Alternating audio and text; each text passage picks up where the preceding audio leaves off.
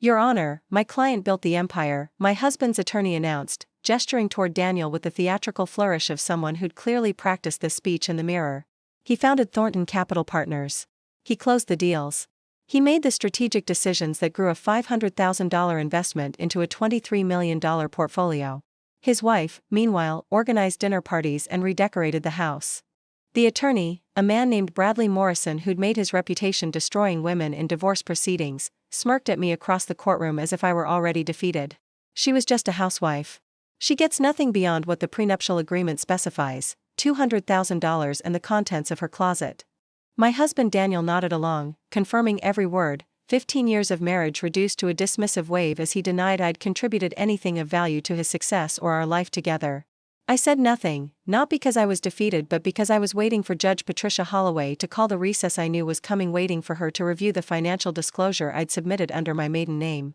Waiting for the moment when the man who'd called me just a housewife would discover that his wife had quietly built something far larger than his empire while he wasn't paying attention. The judge called a 30-minute recess. When court resumed, everything changed. Let me tell you about the housewife who built a fortune and the husband who never noticed. I married Daniel Thornton when I was 26 years old. He was 32, handsome, ambitious, and convinced that his destiny was to become a major player in finance. I was a junior analyst at a commercial real estate firm, quietly building expertise while he chased the spotlight. Daniel didn't know much about my work. He knew I had a job, knew I earned enough to pay my share of our dating expenses, knew I was smart about buildings in some vague way that never required further investigation. What he didn't know was that I was already making my first investment. A small strip mall in a transitional neighborhood, purchased for $340,000 with a down payment I'd scraped together over 4 years of saving. The property was ugly, half vacant, and located in an area everyone said was too risky. I saw potential. I was right. The strip mall tripled in value within 5 years. By then, I was married to Daniel, pregnant with our first child, and transitioning out of the workforce because he decided that his wife didn't need to work. His business was growing, his ego was expanding, and he wanted a partner who enhanced his image rather than competed for professional attention. I negotiated carefully. I want to keep my investments, I told him. The properties I already own, the accounts in my name. They're small compared to your work, but they're mine. He agreed without much thought.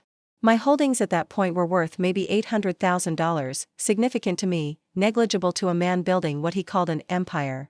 He was happy to let me have my hobby as long as I focused on being the wife he wanted. I became that wife. On the surface. For 15 years, I played the role perfectly. Dinner parties for his clients. Charity galas where I smiled on his arm. The beautiful home that showcased his success. 3 children raised with attention and care while their father worked 18-hour days and took credit for a family he barely participated in. I did all of it. And I did something else too. My hobby grew quietly behind the scenes. The strip mall became 2 strip malls. Then an office building. Then a portfolio of commercial properties across 4 states, all purchased under my maiden name, Evelyn Crawford, through an LLC that Daniel never bothered to investigate. I had separate attorneys, separate accountants, separate everything. My investments generated cash flow that I reinvested, building and building while Daniel assumed my financial life consisted of household budgets and shopping trips. By year 10 of our marriage, my holdings were worth $18 million. By year 15, they'd reached $47 million. I was wealthier than my husband. He had no idea. The marriage deteriorated predictably. Daniel's success bred arrogance, and his arrogance bred distance. He started working longer hours, taking more business trips, treating me with the particular dismissiveness of someone who forgotten I was a person rather than an accessory. Then came the affair. His secretary, a cliché so complete I almost admired his lack of creativity. 28 years old, impressed by his money, willing to tell him he was brilliant without the context of having watched him for 15 years. I discovered it through credit card statements, charges at jewelry stores, hotels, the expensive restaurant where he once taken me on our anniversary but hadn't visited with me in years. I said nothing. I started planning. The divorce filing came from his side. Daniel wanted out cleanly, wanted to move on with his new life, wanted to minimize what I received in the process.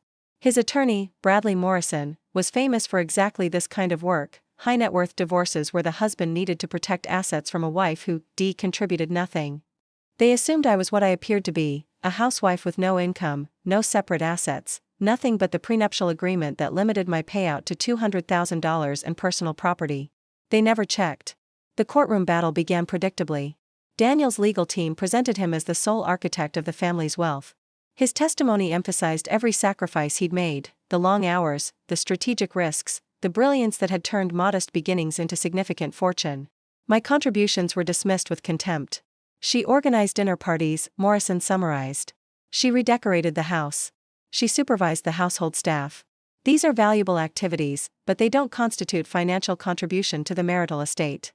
The argument was designed to invoke the prenup's limitations, to paint me as a trophy wife who deserved exactly what she agreed to 15 years earlier when she supposedly had no bargaining power. I sat silently through all of it. Judge Patricia Holloway was 64 years old and had seen every divorce tactic imaginable. She listened to Morrison's presentation with an expression I couldn't quite read, attentive but not impressed, taking notes but not reacting. When he finished his dramatic conclusion about how Daniel deserved to keep the empire he built with his own hands, she simply nodded. "Thank you, Mr. Morrison. Before we proceed to Mrs. Thornton's response, I'd like to review some documentation that was submitted with her financial disclosure." Daniel's attorney looked confused. "The prenuptial agreement is quite clear, Your Honor. Her financial disclosure should be straightforward. I'll be the judge of what's straightforward, Mr. Morrison." She turned to her clerk. "Please retrieve the Crawford Holdings LLC file from Mrs. Thornton's submission." Daniel frowned. Crawford was my maiden name. He hadn't heard it used in a professional context in 15 years. "I'm calling a 30-minute recess," Judge Holloway announced. "I need to review these documents more carefully." The recess lasted 47 minutes. I sat in the courthouse hallway with my attorney, Sandra Vance, a woman who'd specialized in protecting women's assets for 30 years. "They have no idea what's coming," she said quietly. "I know. Your husband's face when she reads the valuation. I've waited 15 years for that moment." Sandra studied me. "You could have told him anytime. Used your wealth to change the marriage. Why didn't you?" "Because I needed to know who he really was. Who he'd become without the performance." I watched the courtroom door. "Now I know. He's someone who would call his wife worthless in a public proceeding. Someone who'd try to leave me with $200,000 after 15 years and 3 children. And now? Now he learns what I've been building while he wasn't paying attention." When court resumed, Judge Holloway's expression had changed. She looked at me differently, not with pity, as she had during Morrison's presentation, but with something approaching respect. Perhaps even amusement. "Before we continue, I need to address some information in Mrs. Thornton's financial disclosure that Mr. Morrison's team appears to have overlooked." Daniel shifted in his seat. Mrs. Thornton submitted documentation under her maiden name, Evelyn Crawford, regarding business holdings separate from the marital estate. "I've spent the recess reviewing these documents." "Your Honor," Morrison interrupted, "whatever small investments she may have are irrelevant to the main proceeding. I'll determine what's relevant." Judge Holloway opened a folder. Crawford Holdings LLC was established 19 years ago, before the marriage. It currently owns commercial real estate properties in 4 states, including 6 strip malls, 4 office buildings, 2 apartment complexes, and a mixed-use development in Austin, Texas. The courtroom had gone silent. According to the certified appraisal submitted, these properties have a combined value of approximately $47 million. Morrison's mouth opened and closed without producing sound. The LLC generates annual rental income of approximately $3.2 million after expenses. Mrs. Thornton, or rather, Ms. Crawford, has been the sole owner and operator throughout the marriage. Daniel's face had gone white. "That's not possible," he managed. "She doesn't." "Evelyn, what is this?" "It's my business," I said quietly. "The business I built while you were building yours." "But you were at home. With the children. Planning parties." "I was also managing a real estate portfolio. Acquiring properties. Working with attorneys and accountants and property managers." I met his eyes.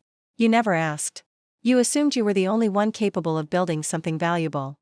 Morrison was frantically flipping through his own copy of my disclosure. "Your Honor, we weren't informed. The disclosure was submitted according to proper procedure," Judge Holloway noted. "Mrs. Thornton followed all required protocols. Your team's failure to review it thoroughly is not the court's concern. But the prenuptial agreement addresses marital assets and Mrs. Thornton's claims to Mr. Thornton's business. It does not address Mrs. Thornton's separate property, which she maintained throughout the marriage without commingling." The judge almost smiled. "Your client sought to limit his wife's access to his assets. He succeeded. He simply didn't realize she had assets of her own that required no access." Daniel fired Morrison in the courthouse hallway. I watched through the window as they argued, as Morrison gestured defensively while Daniel's face cycled through rage and disbelief. Their entire strategy had been built on the assumption that I was powerless, dependent, deserving of whatever scraps they chose to offer. The assumption was catastrophically wrong. The divorce proceedings continued with a new dynamic. Daniel's replacement attorney was more cautious, more thorough, more aware that opposing counsel might have surprises. But the fundamental reality had shifted. I wasn't fighting for assets. I was negotiating from strength. My separate property was entirely mine, $47 million built before and during the marriage but never commingled with marital funds. Daniel had no claim to it, just as the prenup had ensured I had limited claim to his. But the marital assets, the house, the joint accounts, the pension funds, were subject to negotiation. And my position as a multimillionaire in my own right gave me leverage Daniel had never anticipated. The final settlement reflected the new reality. Daniel kept Thornton Capital Partners, his empire, minus the settlement payments for child support and maintenance that the court deemed appropriate given his income and our children's established lifestyle. I kept Crawford Holdings and all properties, plus primary custody of our 3 children, plus the family home, which I'd secretly loved and which Daniel had always seen as just another asset to liquidate. The prenup's $200,000 limitation was found inapplicable. It had addressed my claims to his business, not equitable distribution of marital property. I received far more than he'd planned to give me, though far less than I could have demanded. But I didn't need his money. I had my own. The revelation changed more than the divorce settlement. Our social circle, the clients, the friends, the connections Daniel had cultivated for 15 years, reacted to the news with fascination. The quiet housewife had been quietly building a fortune larger than many of their own. "How did you manage it?" one of Daniel's former clients asked me at a charity event months later. "Running a real estate company while raising 3 kids and managing his household?" I didn't sleep much, I admitted. And I had excellent help: nannies, housekeepers, property managers. The dinner parties Daniel thought defined my contribution? Those took maybe 20 hours a month. I had plenty of time left over. He really never knew. He never asked. He assumed I spent my days shopping and lunching, because that's what he expected a trophy wife to do. I sipped my champagne. I let him assume. It seemed easier than explaining that I was building something he'd have resented. Would he have? Absolutely. Daniel needed to be the successful one. The provider. The empire builder. My success would have threatened everything he believed about himself. And now? Now he knows. And he has to live with it. The children adapted to the divorce better than I'd feared. Teenagers are resilient, and mine had always had a closer relationship with me than with their father. They understood, perhaps better than Daniel realized, the dynamics that had shaped our family. "Did you always plan to leave him?" my daughter asked one evening, months after the settlement. "No. I hoped the marriage would improve. Hoped he'd remember why we fell in love." I paused. "But I always planned to be able to leave if I needed to." "That's different." "The secret business?" "The business was mine. Something that was purely me, not Daniel's wife or the kid's mother or the hostess at parties." I smiled. "I never planned to reveal it dramatically in court.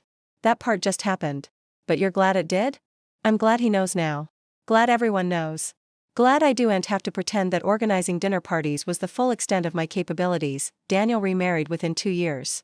His new wife, not the secretary, who moved on to someone wealthier, is 20 years younger.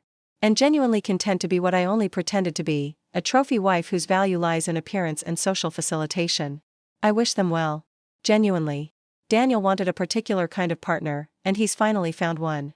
I wanted a partner who would see me as an equal, who would take interest in my work as well as his own, who would share responsibilities rather than delegating them. I never found that in my marriage. But I built something else instead. Crawford Holdings is worth $68 million now.